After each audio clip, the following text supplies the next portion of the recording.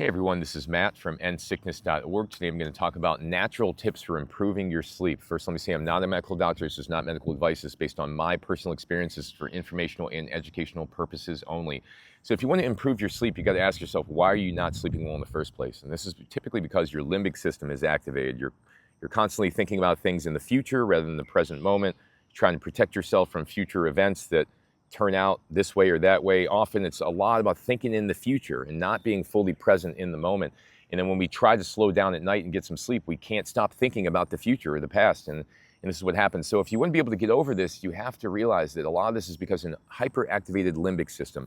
And you got to be able to slow down your thoughts by slowing down the limbic system and modulating the limbic function. The best way to do that, in my experience, is we'll talk about supplements later, but it's slow, deep breathing through the nose over and over and over again until you get control and you start to feel those thoughts disappear and you slow down, your mind becomes blank, your body becomes loose. And this is an example of the slow, deep breathing. You just simply inhale for 4 to 5 seconds, hold it for 1 and 2 seconds. Breathe out as slowly as you can, upwards of 10, 15 seconds, even 20 seconds on the exhale if you can. And this will help you release stress that's been built up in the body that's preventing you from sleeping, preventing you from winding down. This has been the biggest game changer for me in terms of my sleep. It was the deep breathing that absolutely made the biggest difference. And people who have had sleep issues, they report to me over and over again, my clients, it has helped dramatically to do the slow, deep breathing. Now, sometimes you got to do it for 20 minutes to get out of that fight or flight response. Sometimes you got to put the time and effort in, but it's better than laying in bed for 2.5 hours and not moving and not sleeping, right? So the slow, deep breathing, number one thing you can do to go ahead and improve your sleep. The next thing you can do is have a wind down routine at night, okay? You don't want to just go right into trying to fall asleep. You want to get off your phone, get off your computers, get a warm shower, do something that calms you down at night, stretching, as I said, the breathing, reading a book, reading scripture, whatever you do to help you slow down the evening. But it's very important that you have a nighttime routine. You can't just say, I got to go to sleep. I'm done with everything, now it's time to go to sleep. That's not going to allow your body to wind down. You got to have a wind down routine that your body anticipates.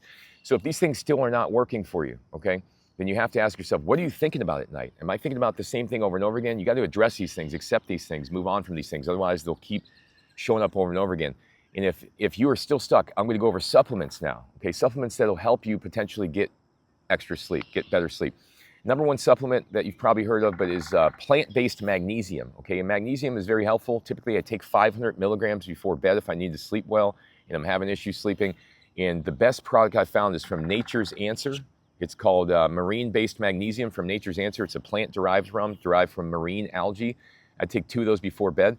The next supplement is Apigenin. Apigenin is a phytonutrient that is in most plants. It has been shown to increase GABA, calm down the neurological system, reduce anxiety, calm down the neurological inflammation. This has been a great one to take before bed. I get it from Swanson Vitamins, and I would take 2 of those before bed. That has been an extremely helpful tool for a lot of people who have had sleep issues.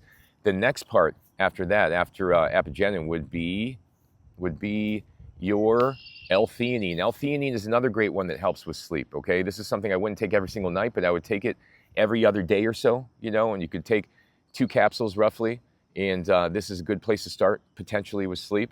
And these are the main things I really appreciate the most for sleep. I'd say the L-theanine, the magnesium are my favorites by far, and then the Apigenin as well. There's another one that is called Baicalin, B-A-I-C-A-L-I-N. This also calms down the neurological system, reduces inflammation, etc.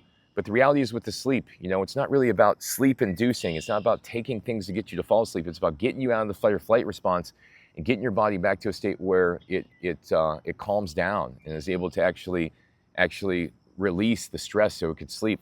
A couple other supplements, just recommendations. L-Glutamine is another one because it increases GABA. That's something you need right before bed. That's another one as well. There are other ones, but they're just not coming to mind at this current time. The ones I mentioned were the things that have been the most helpful. If you have any questions, feel free to reach out. I've got hundreds of articles, hundreds of videos on my website. Thanks for watching, everybody, and hope to see you in another video soon.